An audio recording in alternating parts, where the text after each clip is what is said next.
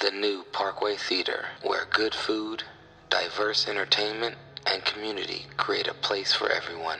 For showtimes and special events, check out www.thenewparkway.com. You are listening to High Score 510, where real talk is our vernacular. What is a situation that you would have to walk away $30 million from? I don't know. Right now, I'll suck dick for $30 million. So I really don't know. There's not a lot I wouldn't do for $30 million. Yes. I know that it has to be like an ongoing prostitution ring where I'm just servicing Grant Glansky's top recruits. You know how I work with brothers with tattoos on their faces. You know how to tickle a brother's tape. Yeah, exactly. Like it has to be something like, and I mean beyond. Like we're talking $30 million here. But I don't know. I'm not a sucker for money, but I got some bills that need to be paid right now. I mean, it would have to be some serious like ethical shit that I was not like. I would like. They're like, I want you to kill a bunch of. My mama. No, so someone can have sex with my mom for $30 million. I would give her half of it, at least. Yeah, I'm sure my mom would. She would be like, yeah, that's a good investment.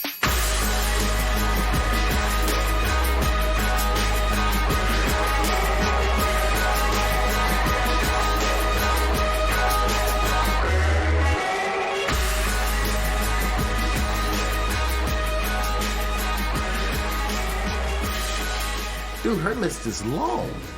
In like no time. She's only 23. She's just turning 23. Dude, she was engaged to Memphis Depay. Oh, the soccer player? The soccer player in 2018. Wow. You seen that boy Memphis play? Yeah, I seen Memphis play. He's good. Yeah. Yeah, real deal. I'm not soccer. He tried to come out the rap album recently. Everybody got to come out. Probably wrong. We all gonna have a rap album sometime. The Netherlands right now, they're young and they're black. They're playing real good ball. The African diaspora kicked in and now they're good. Yeah, well, they just let them play. The diaspora been there. For real. They just not letting them play. Well, I mean, you remember Davids? Yeah. From back in the day? They got more access now. Yeah, and it's like a little street style they got because that's what they play more. They play small-sided on the streets, you know? Yeah. Well, you know. So the touch is ridiculous. I think the Dutch didn't want to let them play because they wanted to, they was like, nah, we need to keep our black Pete's in check. Is Svette Piet? Huh? Is Svette Piet? No, Black Pete. Svelte Piet? Svette, yeah, whatever that Svette is. Pete? What do you mean by Yes. that? What do you mean? The Black You don't Pete. know about Black Pete? Yeah, you know about Black Pete. Yeah, Christmas Black Pete, Svette yeah. Piet? Yeah, the Black Pete. Remember the Christmas Dutch? Places- Caesar Claus has a little sidekick. He's a black dude from the. It's several colony. sidekicks. It's usually a couple. And he's more popular than Santa in a lot of places, and the Dutch take it upon themselves to represent him with white people. This is how they vicious celebrate. ass black Black Yeah, I was reading an article about that this week because I saw something pop up about it, and I was like, all right, Black Pete. All right, I remember Aaron mentioned Black Pete, I did. and then forgot. and then I was reading it, and it's like, yeah, he was like a saint of like sailors and children or something like that. Some weird shit. Kind of creepy though. Like sailors and children. I was like, that's like it's an expansive. We don't let That sounds like something Drake might be part of. Yeah, y'all heard what happens on the Navy stays on the Navy. You know what I'm saying? But He's gonna carry the boat. yeah.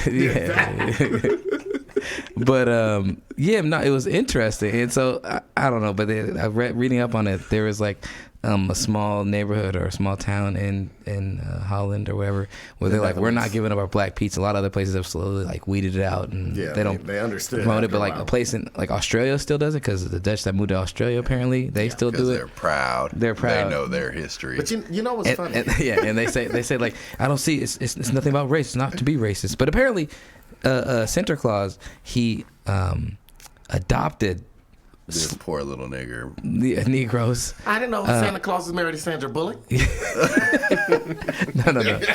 It's what's I thought the black kids. I thought it was racism. I thought it was Angelina Jolie. Angelina Jolie, she adopts everybody, all colors. She is not biased. All right, well let's get into our sponsorship. let's get into our sports segment. This is a sports podcast. Oh yeah, Yeah, sometimes it is. So let's well, it is the NFL playoffs, so we didn't Niners. we didn't really get a chance to talk about it last week. So Deep breaths from that side of the table. Yeah. Who y'all rooting for? Yeah. Are they still in? Yeah, no.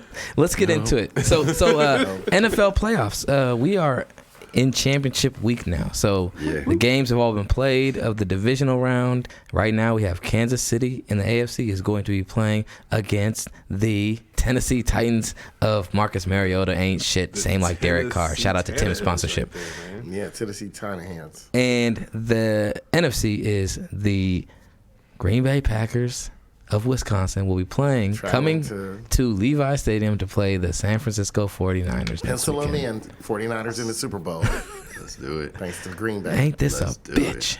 God damn it. Pencil them in. So, just want to do a quick take from anything you saw in the games this weekend. Any, like, just one lasting thing that you saw that you're like, hey, that is going to be a big deal, or that was a big deal, and anything that you think is going to impact next year, either that team or free agency or whatnot. So let's go around the table. I'll just say this. Baltimore hopefully learned a lesson. You can't sit out. You can't sit and not do anything for 3 weeks and show up and play.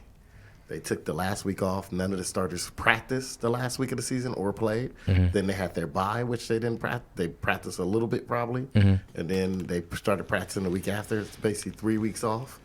Can't do that in the NFL. Shannon Sharp talked about that. And he said before they won the Super Bowl in Denver, they had the best record. And they did the same exact thing. He said everybody sat out. He only sat out because he was nicked up. But he said everybody sat out and they came out flat and lost in their first game after the bye. So the next year they were at one of the best records. They were going to get a bye. They're guaranteed a bye. So Mike Shanahan told them everybody's playing one half at least, maybe more. Yeah. He said they played till like third quarter. Then he took them all out. Yeah, I think that's smart. Like, you got to sharpen, steel sharpens steel, or whatever they say. You know, iron sharpens iron. I mean, I think who's their quarterback? Lamar Jackson? Yeah, Lamar Jackson. I feel like he should have played. But I think they have a super veteran offensive line. No, I mean, your offensive line can sit out. They didn't look rusty. The offensive line didn't look rusty. Yeah. Who looked rusty was the wide receivers and the quarterback. But their O-line also was missing their starting center. He got hurt like the second to last week of the season. So did Mark Ingram. I think that's why they decided to rest everybody. And that was a big deal because Mark Ingram went out in the first half yesterday, re-aggravated that calf injury, and that was a big deal. And they couldn't fucking tackle Derrick. Yeah. No. He was like a bowling ball. Alone. Yeah, that guy. Derrick Henry, dude. Yeah, that's a big motherfucker. That's a big boy. Where he from? You know where he from? Alabama. He a man. He a man. That motherfucker was running over everybody. Nobody. Do you see Earl Thomas try to run up and tackle him, and then he stiff-armed him, and then Earl Thomas got pushed backwards and spun around, and then he shoved him in the back again?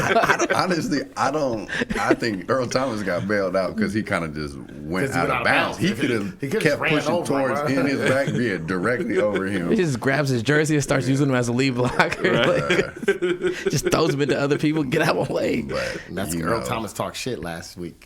When they beat New England, he said, I don't think they wanted to tackle Derrick Henry. And then just see him just getting pushed around. He was trying. Yeah. He was trying. That's true. He did try. Earl Thomas. He didn't have Cam Chancellor out there to help him. Yeah. And Earl Thomas starting to look his age a little bit. He was hitting. He had a couple smacks on some He had a couple receivers. good plays, but he also he's starting to get that kind of chronic football player syndrome where, like, when you're a hitter or you're playing defense and you're always hitting people on a fairly regular basis, kind of like Zach Thomas. Remember I told you, like, Keith Brooken and Zach Thomas came to the Cowboys real late in their career, and they're like, man, we got Zach Thomas, we got Keith Brooken. I was like, maybe of like 3 years ago, it'd be tight, but now I don't know if they're any good. And I seen both of them run up, try and tackle, Keith Brooken in particular, ran up to hit a running back, hit the running back. The running back lowered his shoulder, hit him in the chest. He fell off, and as he's going down, his arms came to wrap late. It's one of those things. He missed he didn't grab anybody. He got hit and then wrapped as he's going down and had only he's hugging himself because that's what happens. Dude, there's something about your brain and the nervous system, and you keep taking them hits. Eventually, there's start to be a greater and greater delay in the reaction times of your central nervous system, sending out that signal to do something with your extremities, and you see it in certain players. Earl Thomas yesterday, he sacked Tannehill, but I was like, who's that dude? And then they're like, Earl Thomas with the sack. And I was like, that's Earl Thomas? I was like, man, he don't look good. he don't look fluid in his movements right there. He looked kind of spastic. I was like, he getting old. He about ready to retire. He got paid though, so it's all good. I will say that I'm happy for Niner fans. Thank you. Appreciate that, brother.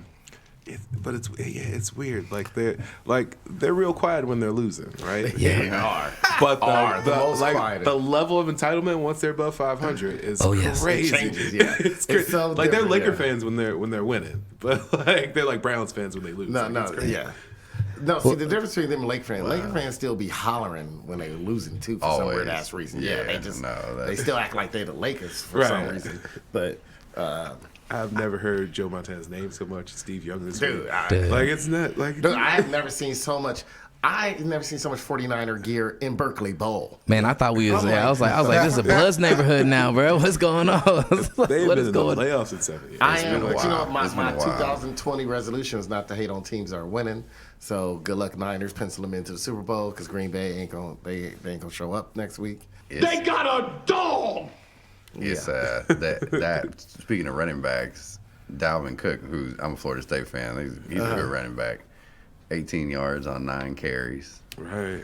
What the 49ers were able to do. I mean, you asked what we noticed. I mean, earlier this season, what the Niners defense was doing, it was off the charts entertaining. These folks were just ending games. They're playing, yeah. You know? It was. We were suffering. Then so many injuries. So we got a glimpse of what it might be with, Ford back, with Tart back, with Alexander back. I don't think it was just injuries. They also had a really easy schedule at the beginning of the year. They played the Dolphins, Tampa Bay.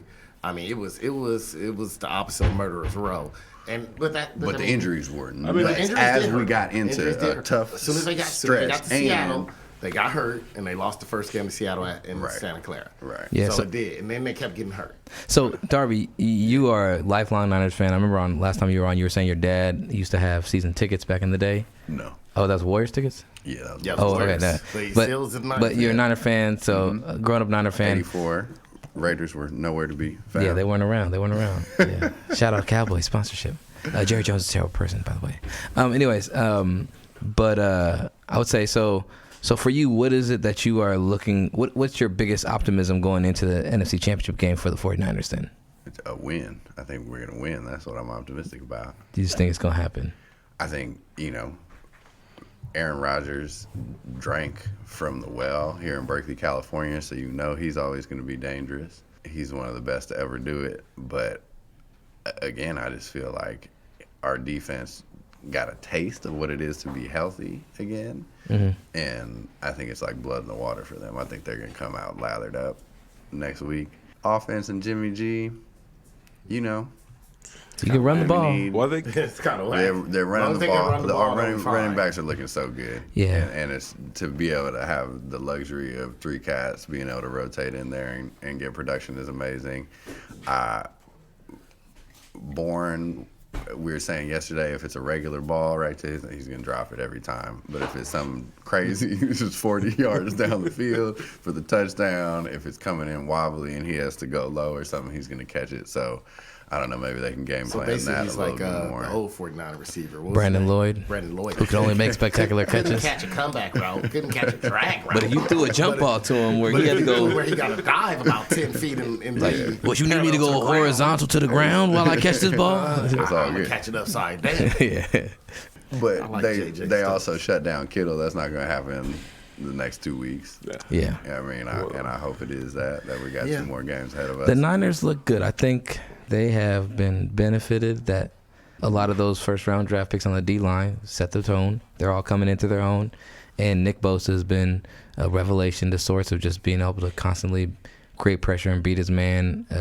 So it's cool to see that combined with, just Mike Shanahan, or Kyle Shanahan just knows how to scheme easy opportunities to get positive gains on a regular basis.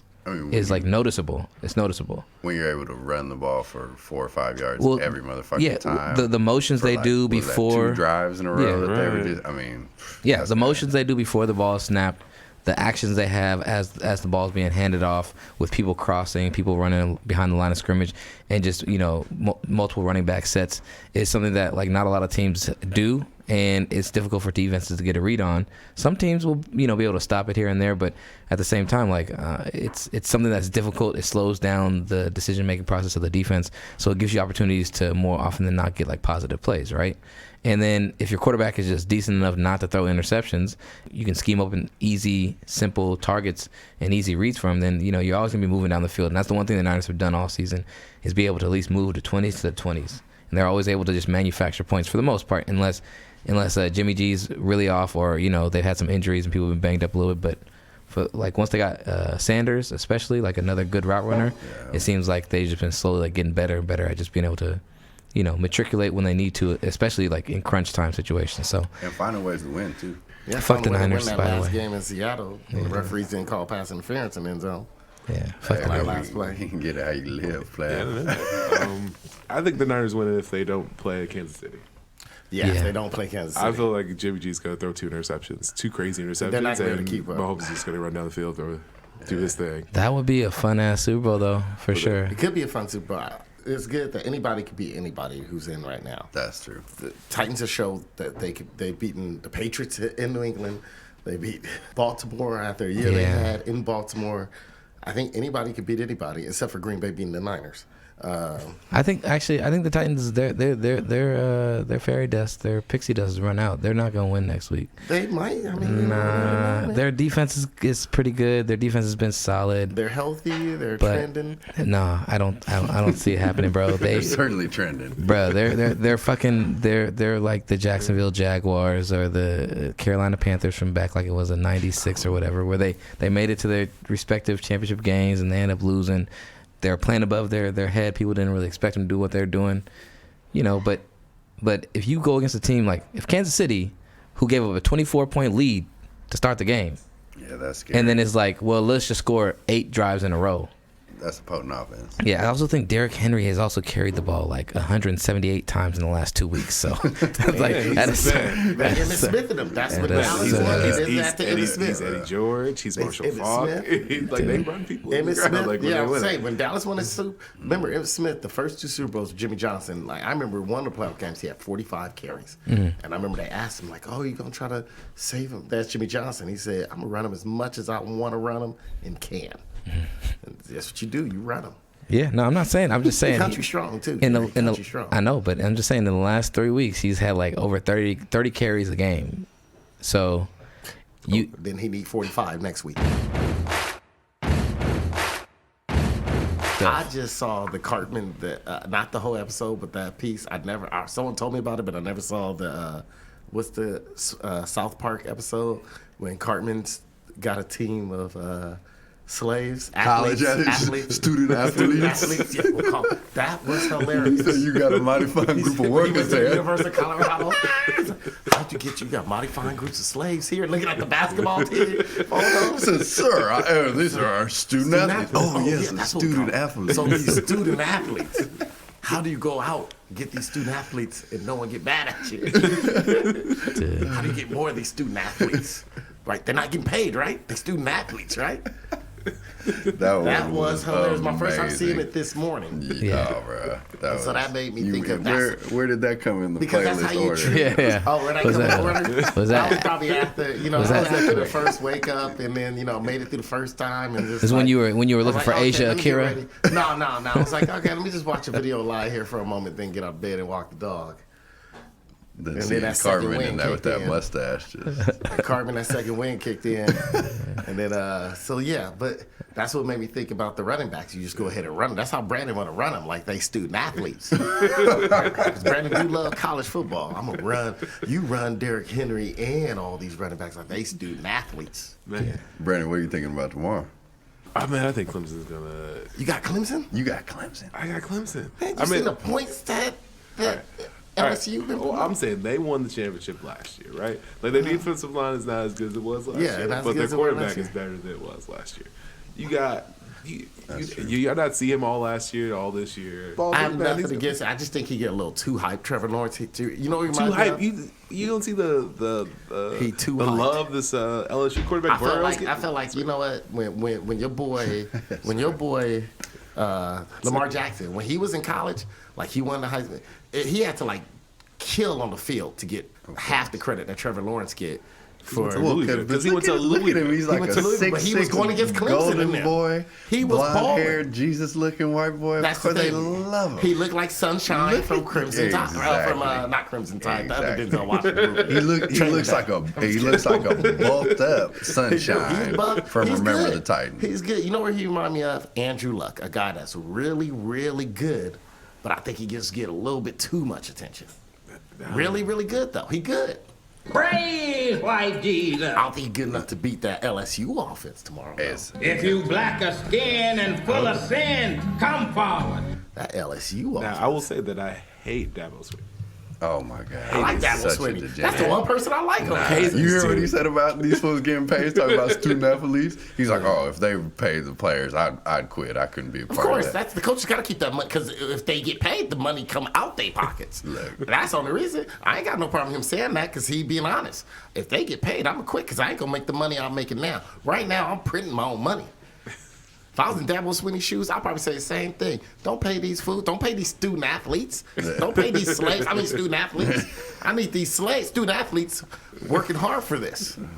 Man. Yeah, Dabo Swinney's unwholesome. I like Dabo Swinney. He's an unwholesome man. man. He's just an Alabama man. Nah, he's an unwholesome You know what it person. is? You know what it is? Now, you can't relate to the South, Jared. It was nigga, yeah, I don't relate to the South. That's why we moved from the South. Niggas moved from the South for a reason, Aaron. You just want to be like, hey man, I still got family down there, so it's something good There's about still it. a lot of people in the South, though. I ain't leaving behind. He from Birmingham, Alabama. You know how much time? They got a Whole Foods in Birmingham, Alabama now. That when Martin Luther King's alive, that was a dream. I just came back from Birmingham. I was down there. How'd you like it? I always enjoy myself in Birmingham, and I got good people down there. Was down for the Legacy Museum and Monument down in Montgomery. But Dabo. All right, I got a question. You were just in Alabama, right? Yeah. Now, whenever I go to the South, I get a little sense like, okay, I might not be coming back to California. Yeah. I never get that. Like a little bit. Like as a California kid, Yeah. You think about the South, you think, man, I might get, I might have to defend myself if I make a wrong turn. If Google Maps does not tell me where to go, And then if shit might go left for me today. I always get a little sense of that anytime I'm in the South. I don't know if you felt that in Alabama. I get that feeling. I get that feeling in Piedmont too, though. No. I get that feeling worse out here. See, I think my relation's different. See, I look at You grew up down there? No, he didn't but grow up down there. Nigga act like he do though. I've been over 10 times. For whole summers too. Yeah. For whole summers. So I spent a lot of time. And I've been lately in my adult life. Yeah. I went He went to a little town where only a couple black people were allowed to live as long as they are far enough from the white people. Nah. That they finally got garbage men to come there now. this garbage bin now. Yeah, they finally. Alabama.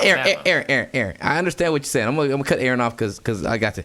Aaron gonna be like, man, it's a different world, but it's beautiful. Just that and other. And like, I'm not gonna say it's not beautiful. There's not great things about it. But nigga, they have niggas living in the deep woods because that's one of the only safe places for them to live. And they finally just got garbage man in the last 5 years. That's the kind of framework that you dealing with before Aaron started trying to sugarcoat it and shit like that. Wait, so what did they do with their trash? They used to burn it. That's he told that last week. Shout out sponsorship to last week's episode. They burned it. Burning trash. Little cans and you They burn it. finally got a garbage man So to come to their basically- neighborhood. So wait. Basically live in Somalia. So my mom's town, the county that she lives in, the Black Hawk down, nigga. the demographics are 91% white, 7.8% black, right? And that's out of how many people? See, that's the thing in the South. They call them counties because they don't have cities and That's out of towns. 258 people. Yeah, because in cities and towns, they actually are actual municipalities that are actually close No, by. there's no streets. But There's no street lights. Yeah, the counties. It's rural. The counties is like, the county could be expansive. There's a lot of space. Yeah, if I showed you where they live on Google Maps, you'll see nothing but just trees, and it's rural. It's rural. They farm. They did things like that. They hunt. They still hunt. They kill cougars. There's a lot of like mountain lions and cougars around. So they're killing cougars and throwing on the white man's land. How does Amazon? Niggas won't mind. Obviously it don't, because they be calling me, asking me, your uncle won a Laker hat. Can you get one sent to him? So obviously they ain't got no goddamn Amazon Prime. Or my dad ordered a generator when they had all those damn tornadoes. Yeah. And he ordered a generator, but we couldn't ship it because it had oil in it. Yeah. Because, they always put oil in any machine. So he had to take it apart, him and my uncle in the backyard, and dip rags through every piece of it to get all the oil out and then shipped it. I don't feel that way. Being from, you know why? Because I came from inner city LA, and for me, that was more dangerous than being in the South. Because I can always say this when I'm in the South, and I've been traveling around. I remember me and my sister one time went for a family reunion down there. The difference in the South is you'll know when you're not supposed to be there. And the people are still polite enough to be like, be on your way. But that's the difference between out here, and it's not. Out here, I'm not just worried about racism crime. Like you said, Piedmont, the feeling I get in Piedmont. Yeah, I felt that way when I was, shout out to Spoon Rocket, putting flyers on people's doors in Spoon Rocket. For Spoon Rocket in Piedmont, I felt that way. But then there's also the other one where I'm in a large urban area, and like I said, I'm watching someone break into someone's car, calling the police, and they telling me to snitch out. I don't know. I get the opposite. I don't have that feeling when I'm in the South. I mean, I know it's there, but I feel like it's more overt, so I don't have to worry about it. Well, you live in Somalia, nigga. You's like 80 miles away from a garbage man. Like, you ain't gonna see no white people to feel that. No, you still see people. You go to like... Nigga, you was hunting cougars. What the fuck are you talking about? When's the last time you went out there for fun? Yeah. For fun. That was the last time I went. I went 2 years in a row. I went in my 30s. Well, I was twice in my 30s, 2 years in a row. So it wasn't a family reunion? Nobody died? Nobody got married? I went for my dad. My dad's family reunion was in New Orleans because it was hosted by Roman Harper the year the Saints won the Super Bowl. Because he's on my dad's side. Because he came into some money. But yeah, he's on my dad's side. So he's my dad, that cousin through that side. Not the safety that raped a bunch of people, but the safety. No, that's Darren Sharper was his running mate. But Roman yeah, Harper. Shout out to Roman Harper sponsorship. Come on our show. Shout out to Roman Harper. You gonna say his name? Most of the family go bald, but somehow you just went gray at the age of 20. Hey, remember when he looked like he was gray? He's looking like Katino Mobley out there. And me and my dad just went and spent like 2 weeks in Alabama after that. And then I went with my mom the next year. All right. Got a bunch of deer meat in my freezer. I don't know how to defrost it. That's why it's still there. Let's just take it out and put it in the fridge. I guess I'm going to have to. Yeah, Negro. They still got watermelon in the freezer. Yeah, he probably still got watermelon in the freezer. You know what that deer meat good for, though? Man, that deer meat. I swear to God, it's something. That's why. That's why Aaron eats some deer meat and he'll sleep. He'll stay in bed all Sunday next time. He's gotta wait till football season. If you don't know what Aaron just did, Aaron put his fist out like a massive erection. It's for like he was protesting oppression. Watermelon and deer meat. There's no need for Viagra in this world. You go get you straight off the earth deer from the land in Alabama. You have energy. You do it all. And you can still burn your trash. They don't burn trash no more. Oh, yeah, they finally got a garbage man. They finally got a garbage man. They threw cans in there, too. We had cans. They just set it on fire. Yeah, just burn anything. Ain't nobody coming to pick this up. I guess we got to burn it. That's all. Redistribute it as carbon. Like, shit. Everybody burns it. All right, let's move on. Shout out to Trash Man. Let's get into...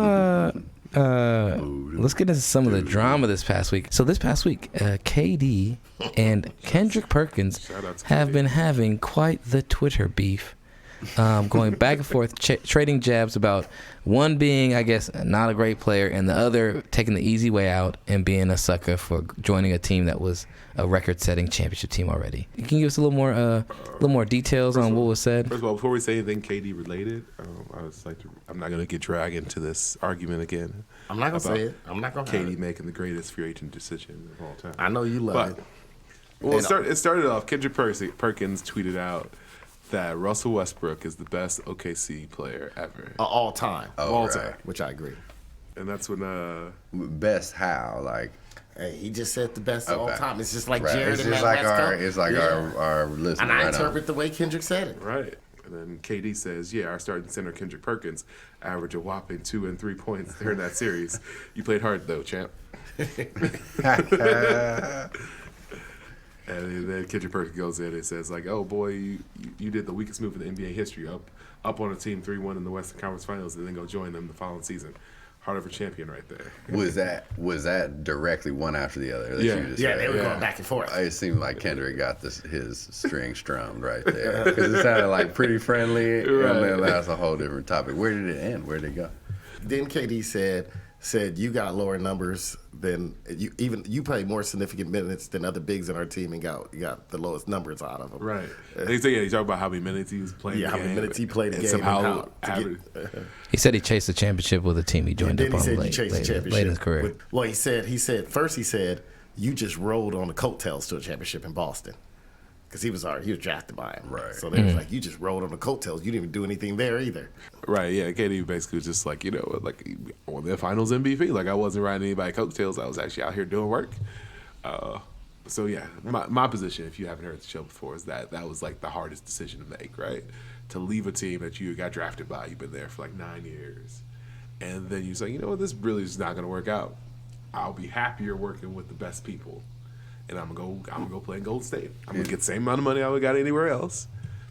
I get to play with Steph. I get to play with Clay. I get to play with Draymond. I was like, You get to move to the motherfucking Bay Area. right, exactly. And you get to be, dude. He's part owner in like Mod Pizza. He's got fucking Postmates. Like just being in the ecosystem of the Bay Area. Number one, gonna make you rich, and you get to win the championship. It's like it's easiest decision ever. LeBron ain't living in the Bay Area. He's making money. Because that's because He's in LA. Kobe ain't making money. That's because he's LeBron James. He's been famous since he was 16. Shaq ain't lived in the Bay Area. He's making a shitload of money. And He Shaq make more money than any player still playing. Yeah, but Shaq is. But Shaq had to come to LA. He had to do that Disney thing. Yep, He had he to did. do the Disney thing. That's why he came to LA in the first place, Aaron. He did. Revisionist history. Guess what? They weren't in the playoffs when he came. He didn't go to a team that won 673 games. It Yeah. was a low. No, but it was space. But he went to LA to rebrand himself. That's why he went to But LA. it's basketball. Any team Shaq would have went on would have went to the playoffs. Do you know? 2 years after that was the Lakers' first ever lottery pick. Do you know who it was? I don't remember. I don't know. Vince Carter. No, someone shittier than that. Nick Van Exel. Shittier than that. Oh, Vlade Divac. No. Doug Christie. Shout out to Claudia. Wow. Lakers' first ever lottery pick. Doug Christie. Wow. Waste of time.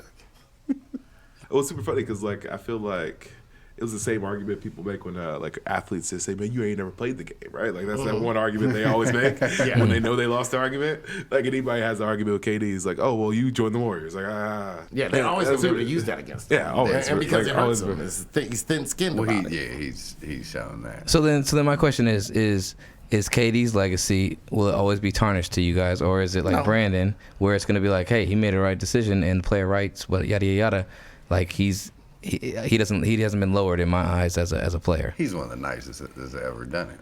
Yeah. And that, like, there's only so many, like, team moves you can make that can diminish that. Because if motherfuckers really want to, like, there's a right market for just roasting and Twitter and all that shit. So people take things out of context. But if you really are sitting up here saying he's weak, then you know. Obviously, he's not weak. Talking about But this is where it's like it's a null point in general, because he got his championship. He's one of the greatest players. Championships. He's one of the greatest players. He's going to be one of the highest scoring players. He's going to finish high up on all the record books. So, really, does it matter or does it matter? Like that's what I'm trying to get at. Does it matter or does it not matter? As basketball fans, does this matter? For me, I think it's more than the call out for KD. I think it calls out to who basketball fans are. Like, why is winning a title so important? Why does that make you a good player? I mean, you know, there's some of the greatest albums ever that never won an award. There's some of the greatest actors ever. Hell, Pulp Fiction lost to Forrest Gump for best movie, right? Like they get the same for Academy of the Year. Yeah, Forrest Gump is a shitty ass movie, right? Pulp Fiction was like groundbreaking at the time. Pulp Fiction should have won the award. Wait, no. Don't say that blasphemy now. Forrest Gump was a great movie. They had a Negro from the South who loved shrimp. Marvin Gaye. What's Marvin Gaye's greatest album? I Want You. No. What's Going On? What's Going On album. Didn't win anything. Didn't You win think that's Marvin Gaye's best album? I think so. I mean, it's one of them. But it. still, he never won it. We don't sit there and hold this against him. But if for some reason in sports, we hold it against players that don't win titles. Well, but it's super subjective in the arts, right? Because like everybody has a different favorite movie, right? Yeah. And other people judge who wins, right? Yeah. It's kind of like fucking gymnastics, right? You're like who fucking won the fucking floor competition or whatever. But in basketball, you actually play against each other. But you also can't control who your team. And you also get the opportunity to stop who else is trying to win. You know. And it's a gladiator game where fools live afterwards. So our gladiators retire at 30 and just talk till they're fucking 70. Like Michael Irvin. So, I think every year I hate Mike Irvin just a little bit more. You know what I'm saying though? Like fools over here talking about how great they were and whether I was the greatest or you're the greatest or who is the like. If like these fools really like if you lost and you got your head chopped off, there'd be a little bit more consensus around who was the nicest. Well, I remember us talking about this when we talked about LeVar Ball. Is like that's like that generation is the last generation that can lie about what they did in the past. Right. And now everything's documented. Like everybody knows what points you scored in high school, middle school. It's in somebody's computer. But to go back, I don't think Jarrett it hurts his legacy as a player. That's how good he is on the court. I think it will though, bro. And I don't think it's shitty. But I think he was awful in that game 7 against the Warriors when the Warriors made the comeback. His last game in Oklahoma, he was awful too. I mean, that also sets in how awful he was. He couldn't buy a bucket. He was also awful in the game 5 when the score was 3-1. So he was awful in a couple of the games. So, all right, but to shift it off of that, you're just talking about that one game. Or are you talking about a couple of games? Are you also talking about James Harden, who hasn't really won in the playoffs, right? But he's like obviously like the most dominant offensive player. But he didn't leave. He didn't like say when James Harden was getting beat by the Warriors. He didn't say, "Oh, let me go join them as soon as my contract's up." Right? I get a quick title. I mean, they could have traded him. If he was averaging 2 points, he could have got cut. So he could leave wherever he wants to leave, but he still got to put the ball in the hole. He still got to stop people. He didn't demand it, and we can't. Oh, you said demand it or he abandon? Didn't demand. Hey man, trade me to Warriors. Man, I'm trying to win. You say abandon or demand? Demand. Okay. He didn't demand it. He get Chris Paul out of there. Yeah. Chris Paul kind of got himself out of there. No, I think there's something important to be said. Like, as in, like, there's for sure a dynamic, and you have different types of players who are alphas, like tier 1 alphas, and you have players who are, you know what I'm saying, maybe like, you know, crumble under a tier 1 alpha, and then you got players who are just really, really good and are willing to share the light and don't really care for that spotlight. And I think that's different. So, ideally, like, you want players who can share in that limelight, can share the game and don't need to be the alpha. But, you know what I'm saying, you know, we always like to rank things as being the greatest or who is the greatest, who is the best. And so you have some guys who that maybe isn't what they're trying to ascertain, which I still think, though, KD wants to be considered the best. I think he's chasing in the way he reacts to people online. He wants people to acknowledge him as being equals to LeBron or as good and maybe one day better than LeBron. But what's the archetype? If you make this move, well, the archetype is the history of the sport, and the history of our sports is like either you are the best or you're... Jordan is the archetype. Oh, Jordan, okay, yeah. And that's where I feel like it skews the whole conversation. Because dude is amazing hoop player. Yeah. Dude is a miserable competitor. Who? Like Michael Jordan. Like as a human being, I don't like his heart. He's a miserable his person. heart. Yeah, his heart is not. Yeah. And like when that is set as the bar for greatness, and he would run through a wall for a championship and blah, blah, blah, blah. And I feel like someone like Kevin Durant, like transcendent basketball talent, seems to like he's got a couple other things on his mind than hoop. And that because of what Mike, he's a fucking maniac. He's like a mad genius, you know what I'm saying? But mad and like tortured. When that is the standard of greatness, and I think LeBron runs into this too, because I think he has outside interests. Yeah.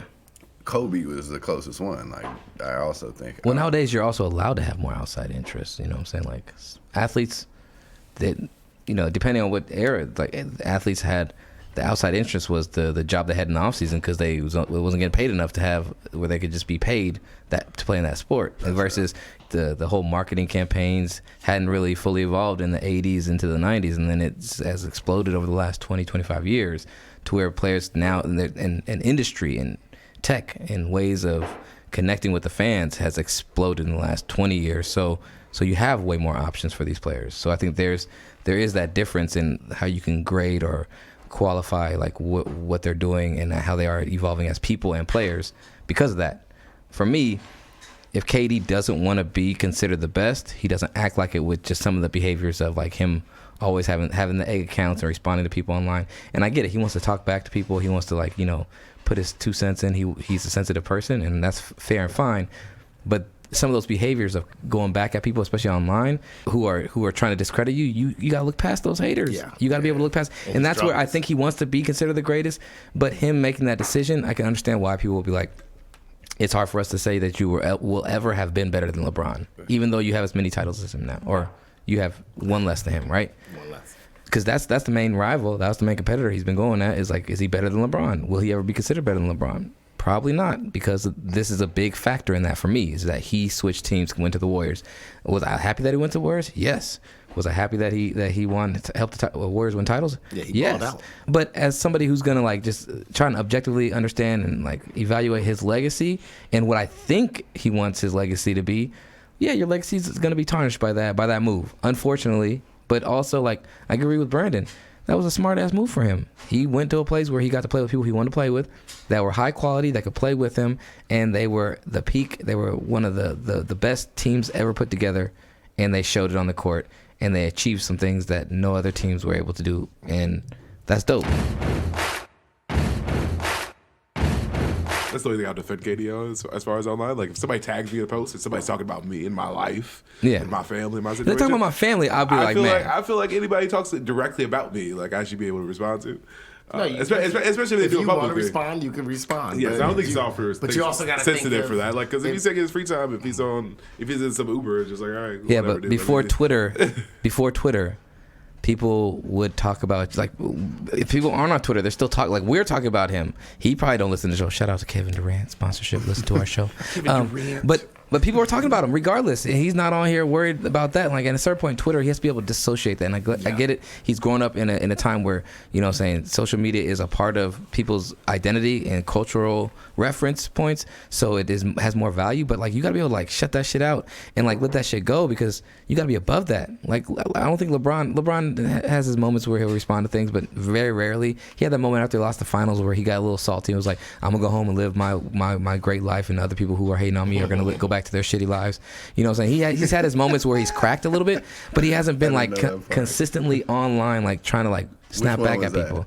That was I think after the first war. Was that the first one with the Heat? Was it? Was it the Heat? Yeah, it wasn't with Cavs. It was with the Heat. That's when he lost to Denver, right? No, it was when they lost to Dallas. The first title. And it is what it is. Like athletes are gonna sometimes bite back. You have all this pressure on you at all times. You have all this content coming at you, and you're always having cameras in front of your face, and sometimes you're going to slip out and say shit. And I'm like, I wasn't mad at LeBron saying that. I thought it was funny. I thought it was like, hey, man, y'all, he's giving you some real talk right now, which he rarely ever does, because he's very good at, like, not going past that line. KD, on the other hand, is notorious for responding online and having egg accounts. Any criticism about the way he played, like, just about the way he played, not even, like, if they talk about your family, KD, shout out sponsorship, fuck them up. Tell them to eat a dick. They ain't shit. They shouldn't be talking about your family. But if they're talking about you and what you're doing in your workplace, which is a public space in various ways, even though they should still maintain respect, they should maintain some respect. But at the same time, like, bruh, it is what it is. Let that shit go. Don't even pay attention to it. Pay somebody else to be on your Twitter. Pay somebody else to be on your egg accounts also, so they don't mess up and start writing shit about. And one of his egg accounts, he was talking bad about how some of his teammates played. Yeah, he was. When they called him out and said he played, nah, so-and-so did this, so-and-so did that. The thing was, I think, like Steve Kerr said when he was on the Ringer podcast, he didn't say nothing bad about KD. He just said, how much he loved coaching him that first year. He said he felt like part of the team. Because they asked him, Bill Simmons asked him, when did it fall apart? Did it fall apart with that argument on the court with Draymond? And he said, no, it fell apart a year before that. He said after that first title was great. So he was asked us all questions. He was the most coachable. He said one of the best players he ever coached. He said he never coached anyone that wanted to just grow and hear and feed. So, you know, he wanted the food to eat. On the court, practice hard. He said he was cool with everybody. He said by the second year, they all noticed that change. And Bill Simmons, he was on KD had a podcast that he did like weekly with Bill Simmons, and he said, I could tell it changed then too. Because he was just an asshole after that, right? For the next 2 years. It's like working in schools. You always got that like grace period. You got a kid new comes in and he's great. He's great for the first. You got it's usually 2 weeks to 4 weeks is like the window where you're gonna have, you know, it's gonna be nice. After about the 4 week mark is where you're gonna really see that person. He got kids in the bathroom trying to burn. Man, I brought some weed. His weed and his parsley or oregano. It was oregano. He brought it into the school. Trying to fight people. That's how it was. He said the first year was great. He said He said he could tell, like, he said KD is searching for something that he's never going to find on the court, right? Yeah. He said he doesn't know, and he said and that's the reason why he reacted the way he acted, and he still reacts now. He said that was the reason he came to us, because he was searching for that something, and he realized he still didn't find it here. Right. Like, even after winning, he didn't find what he was looking for. So while you say it was a great move, it wasn't really a great move because he didn't find what he wanted. Well, and but in fact, he seems less happy now than before he went to the But Warriors. you could say he's big. going on his journey. So even you can't say, "Oh, you did the wrong thing," just because Okay, in that you're right. chapter. So you he's didn't on this have- journey looking But- for the right thing. Yeah, But he is struggling in this journey, though. It's not an easy journey. Man. but I guess I'm wondering, And he's 31. how did he narrate Make it 35 that? on 'Cause his year off. if Kerr said, he was searching for something he can't find on the court, how did KD narrate that what happened between year 1 and year 2? He didn't. KD wasn't on the podcast then. Oh, It was okay. just Bill Simmons and Kerr. He said the difference. You could tell. He said you could tell the way, like, he didn't hang out with anyone no more come in year 2. Right. He's like, but he was business. He said, but he balled out on the court. Right. So that's when we won the second title in a row. He won MVP. I mean, he won MVP, Finals MVP. It's like he balled out. It was ridiculous. He was the best person on the court. Yeah. Well, and that Cleveland team was pretty good that year. That was a good team. He destroyed that Cleveland Yeah, team. he took it to That was him. a good offensive Cleveland team. And he outplayed in varying degrees He outplayed LeBron. Yeah, To degrees. I but mean, people he still had less to do. Yeah. It's easy. I always hate hearing that because it's easy to outplay. Say he outplayed LeBron. LeBron does everything, and most people only have to do one or two things. Like KD had to rebound. Well, he played some defense. He played too. good D. But he had more of a team around. LeBron had J.R. Smith. So he just couldn't find it. That's what Steve Kerr said. That's why he left us. But like I said, I respect Steve Kerr because he's also said, when he said, I get why NBA fans are mad because, he came to us. He said, I would be pissed. He said, if I wasn't coaching this team and I was an NBA fan, I would be pissed too. And that made me respect. That's why Brandon didn't know this part.